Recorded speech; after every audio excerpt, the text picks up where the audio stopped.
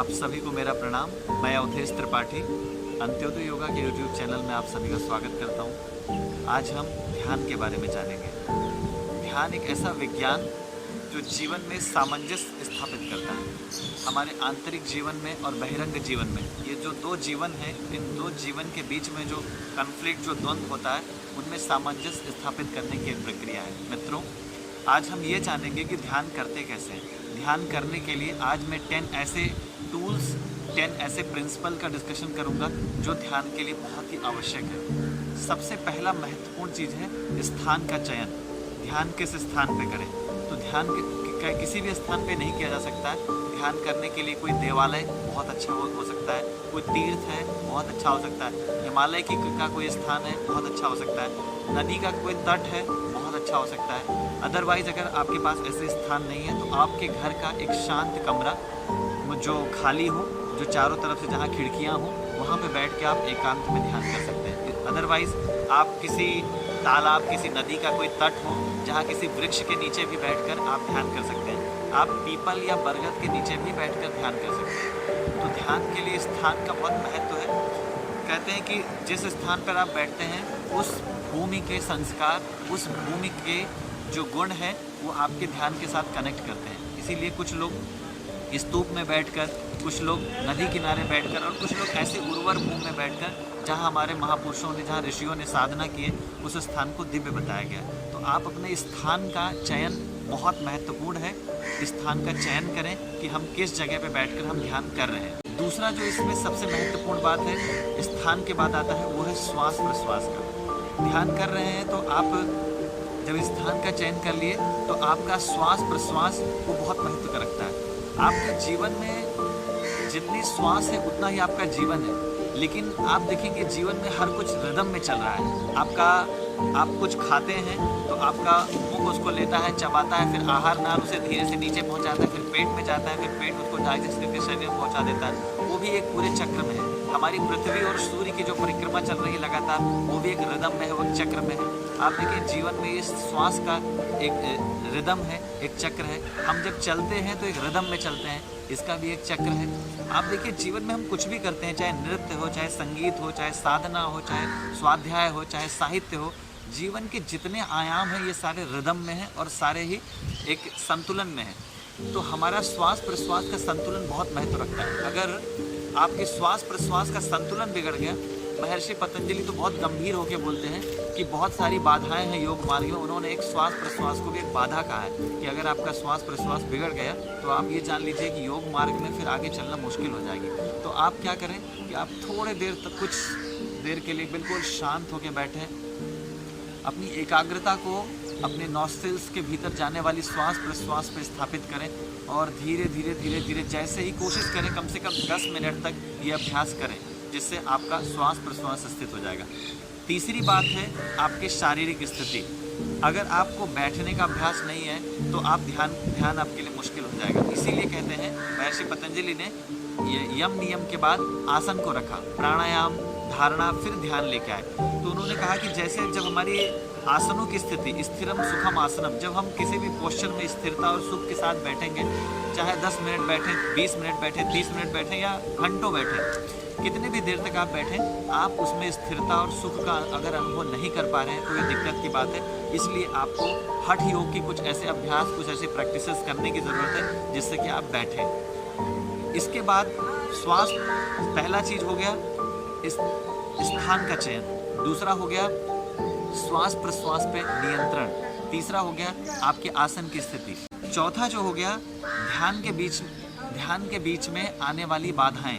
मित्रों, जब आप ध्यान करते हैं तो आपको बहुत सारी चीज़ें डिस्टर्ब करती हैं। सड़क पे जाने वाले ट्रक, बस की आवाज़, व्हीकल्स की आवाज़, कभी घर में ध्यान कर रहे हैं तो वहाँ पे कोई डिस्टर्बेंस हो रहा है, फिर कहीं जिस स्थान पे बैठे हैं कुछ ना कुछ डिस्टर्बेंसेस सब जगह पे होते हैं। अब आप अगर ऐसे सामान्यतः जब आप अपना काम करते हैं तो आप देखिए इन डिस्टर्बेंस से प्रभावित नहीं होते, आप अपने काम में संलग्न रहते हैं। लेकिन जब आप ध्यान करते हैं तो आप बहुत ही ज़्यादा डिस्टर्ब होते हैं। क्यों ऐसा? क्योंकि आप शांत कभी बैठते ही नहीं। जब आप शांत बैठते हैं तो आपके जब बाहर के विषय शांत हो जाते हैं तो आपके सारे ही जितने सब्जेक्ट हैं वो बहुत स्पष्ट सुनाई दे। चिड़ियों की आवाज़, झींगुर की आवाज़, चींटियों की आवाज़, बहुत छोटी से छोटी सूक्ष्म से सूक्ष्म आवाज़ आप सुन पाते हैं। यहाँ तक कि अपने श्वास, अपने भीतर के नाद, अपने भीतर के गुंजन सबको अनुभव करते हैं। अब कुछ चीज़ें तो आपको अच्छी लगती हैं, लेकिन कुछ चीज़ें बहुत डिस्टर्ब फील करती हैं। आप क्या करें, आप एक्सेप्टेंस पैदा कीजिए इन चीज़ों को लेके।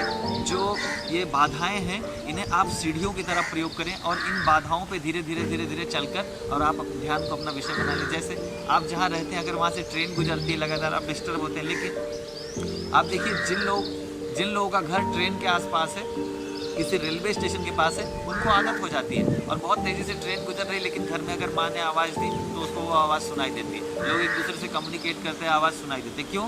क्योंकि उन्होंने अभ्यस्त कर लिया है। ऐसे ही आपको एक्सटर्नल जितने भी इन्वायरमेंट के ऐसे सोर्स हैं, उनके प्रति आपको एक अपने सीढ़ी की तरह इनको प्रयोग करना होगा। 5वां पॉइंट है, ध्यान में 5वां जो विषय है, सब्जेक्ट है आज का, कि आपका अहंकार ध्यान में बाधा बनेगा। जब आप ध्यान में बैठते हैं तो आपका मैंपन बहुत बार बीच में आता है। ध्यान हम करते क्यों हैं? ध्यान करते हैं अपने इस आत्मा को उस परमात्मा से जोड़ने की एक प्रक्रिया ध्यान है। जब हम आत्मा और परमात्मा के बीच के एक मिलन की प्रक्रिया चल रही थी तो आपका मैंपन, आपका अहंकार वो बीच में आता है। तो इस अहंकार को, इस मैं की दूरी को घटाना है। ये एक ऐसी दीवार है हमारे और परमात्मा के बीच में जो हमको बहुत पास होते हुए भी मिलने नहीं देती। तो इसके लिए 3 प्रक्रियाएं हैं। पहले अपने इष्ट के प्रति, परमात्मा के प्रति समर्पण का एक दिव्य भाव आपके अंदर होना चाहिए। समर्पण धीरे धीरे करके उनके प्रति ऐसा समर्पण बनाइए कि जैसे वो मैं बांसुरी हूँ और वो फूंक रहे और मैं बज रहा हूँ। ठीक है? अपने जीवन के हर संकेत को, हर क्रियाकलाप को उनसे जोड़ें। धीरे धीरे समर्पण बढ़ाएं। समर्पण के साथ साथ विसर्जन की प्रक्रिया, विसर्जन धीरे धीरे, जैसे चीनी पानी में घुल जाता है, नमक पानी में घुल जाता है, वैसे वैसे आप और परमात्मा एक दूसरे से घुलने लगे। ये विराट संसार उन्हीं का एक रूप दिखने लगे, एक ब्रह्म जैसा दिखने लगे। ना हमें जातियों में भेद दिखे, ना व्यक्ति में, ना पंथ में, ना हमें हमारे ऑफिस में, किसी से भी जब भेद मिटने लग जाते हैं तो विसर्जन की प्रक्रिया शुरू हो जाती है। विसर्जन की प्रक्रिया के साथ एक प्रक्रिया शुरू होती है विलय की। एकदम से बस जैसे लग रहा है जैसे पानी में कोई चीज़ आप फेंकते हैं, धीरे धीरे करके वो पूरा डूब के पानी में ही पूरे हो जाते हैं। जैसे जल समाधि, भाव समाधि, अग्नि में कोई चीज़ डाले, लकड़ी को डालते हैं यज्ञ में, तो धीरे धीरे अग्नि का रूप, अब वो फिर से वो लकड़ी नहीं बन सकता जो अग्नि में चला गया। ये है विलय की प्रक्रिया। तो धीरे धीरे समर्पण, विसर्जन, विलय, ये तीनों को धीरे धीरे बढ़ाते जाइए, विकसित करते जाइए। फिर आप देखिए आपका मैंपन बीच में नहीं आएगा। इसके अलावा जो छठी बात है वो है आंतरिक प्रसन्नता। रोता हुआ व्यक्ति कोई ध्यान नहीं कर सकता। कोई बिलख रहा है, बहुत कष्ट की स्थिति में, वो ध्यान नहीं कर सकता। ध्यान एक ऐसी स्थिति है जैसे कि जब आप बहुत ज़्यादा नृत्य की स्थिति में, बहुत आह्लाद की स्थिति में, मन में एक रोमांच जग रहा हो, जब आप कभी प्रसन्नता से कुछ भी बहुत आह्लादित होकर कुछ करते हैं, आप देखिए कि वो स्थिति कैसी होती है। तो आपकी वो इंटेंसिटी, आपका वो पीक ऑफ कॉन्शियसनेस जो है, वो प्रसन्नता और आह्लाद की स्थिति होना बहुत ज़रूरी है। उस चीज़ को आप धीरे धीरे करके जब आप कहते हैं कि जब ध्यान में बैठते हैं तो दिव्यता का बोध करना होता है। दिव्यता के बोध के लिए क्या करना है? आप जहाँ पे बैठे हैं आप देखिए कि ये जो पृथ्वी है पूरी, ये पृथ्वी का एक छोर हो चाहे दूसरा छोर हो, कहीं भी हो, ये एक दूसरे से मिली हुई है। तो इस पृथ्वी की दिव्यता का बोध करें कि हम माँ धरती की गोद में बैठे हैं। हमारे ऊपर आसमान एक छाते की तरह पूरा लगा हुआ है। उसकी विराटता को देखें, जहाँ दूर दूर तक देखते हैं पूरा आसमान ही दिखाई देता है। इन वृक्ष वनस्पतियों को देखें, हमारे जीवन के आधार वो हैं और उनके जीवन के आधार हम हैं। तो कितना हम एक दूसरे पर निर्भर हैं। ये जल, ये वनस्पति, ये श्वास, ये वायु, ये सब कुछ, तो इनमें परमात्मा की उन दिव्य प्राण का बोध करें। जैसे दिव्यता का बोध आप करते हैं, आप सोचें कि उस परमात्मा का ही एक अंश ही तो हम आत्मा है। हम ये मनुष्य जो अंश ही है परमात्मा का, हम उन्हीं के तो हैं।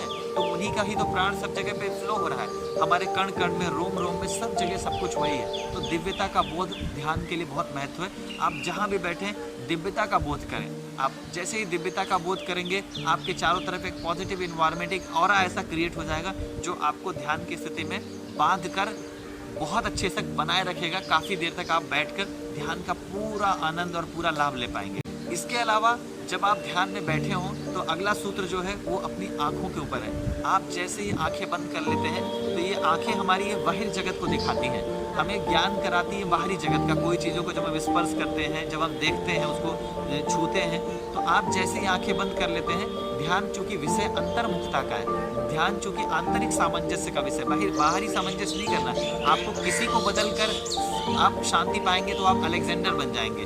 अलेक्जेंडर क्या करना चाहता था? सिकंदर सभी को मारना चाहता था, सब जगह पर राज्य करना चाहता था, और फिर बोला कि तुम क्या करोगे? तो बोला कि कुछ नहीं, जब सबको मैं गुलाम बना लूंगा, सबके ऊपर मेरा शासन हो जाएगा, तो मैं क्या करूंगा? मैं चैन से सोऊंगा। तो उसे हमारे एक ऋषि ने, दांडायन ऋषि ने कहा कि अगर तुझे सोना ही है, तू शांति से बैठना ही चाहता है, तो आ जा मेरे पास बैठ जा, यहाँ की शिला खाली पड़ी है, तू यहाँ पे लेट जा, तुझे कोई डिस्टर्ब नहीं करेगा। लेकिन तू ये सोचता है कि तू सभी को उद्विग्न करके तू शांत होगा, तो तू बेटा कभी शांत नहीं हो पाएगा। तो ये जो आंखें हैं, जब आप इन आंखों को बंद कर लेते हैं, आप देखिए इस आंखों से हमारे स्नायु के नर्वस सिस्टम का कितना कनेक्शन है। आप इन आंखों के माध्यम से बहुत सारे विकार, बहुत सारे दोष, बहुत सारी चीज़ें आप अपने अंदर आप इनहेलेशंस के माध्यम से ले लेते हैं, उन वृत्तियों को अंदर सजोते हैं, और आपके चित्त में वो सारे चीज़ें संचित हो। लेकिन जैसे ही आप आंख बंद कर लेते हैं, इस दुनिया में कुछ भी घटित हो रहा है, आप तो तत्काल आंतरिक जीवन में प्रवेश कर जाते हैं। तो आँखों का बंद होना और सहजता से बंद होना और सचमुच में बंद होना, एक पलकों का बंद होना होता है, एक आंखें यानी अपनी अंतर्दृष्टि को अंतर की तरफ ले जाने की होती है, वो होना। दूसरा हमारे कान बंद, जब कान बंद खुले होते हैं तो हम बाहरी विषयों में बहुत ज़्यादा करते हैं, लेकिन जब कान को बंद कर लेते हैं और दूर तक गहराई तक जाने की कोशिश करते हैं ध्यान में, तो ये कान का बंद होना बहुत ज़रूरी है। तो हमारे आँख का, कान का, हमारी इंद्रियों का अंतर्मुखी होना वो बहुत ज़रूरी होता है। जितना अंतर्मुखी आप होंगे उतना ही ध्यान में डूब पाएंगे।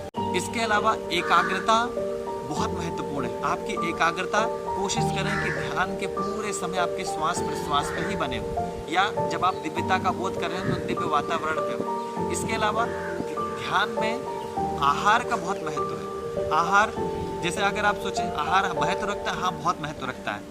क्या मांसाहार करें, शाकाहार करें? नहीं। आप सबसे बड़ी बात है कि ध्यान के समय आहार ना ही लें तो सबसे अच्छा है। और आहार अगर आपने लिया भी है ध्यान के करने से 2 घंटे 3 घंटे पहले, तो बहुत ही सात्विक आहार होना चाहिए, और जितना ही पेट आपका कम खाली होगा ध्यान में उतना ही जाएंगे। क्योंकि देखिए ध्यान भी अपने आप में एक आहार है। जब आप अंदर कोई दूसरा आहार ले जाएंगे तो आहार के जो गुण होते हैं, 7 धातुएं होती हैं, फिर वो काम करने लग जाते हैं। तो आप कोशिश करें कि निराहार उपवास की स्थिति में इंद्रिय उपवास, यानी कि सिर्फ आहार का उपवास नहीं, अपनी इंद्रियों का उपवास, सारी इंद्रियां अंतर्मुखी, सारा आहार अंतर्मुखी, सारा प्राण अंतर्मुखी, सारी दिव्यता अंतर्मुखी। जब इन सारी चीज़ों का सामंजस्य करते हैं तो ध्यान में आप बहुत गहरे तरीके से उतर पाते हैं। अब मैं आपको अंतिम सूत्र ध्यान का देता हूँ।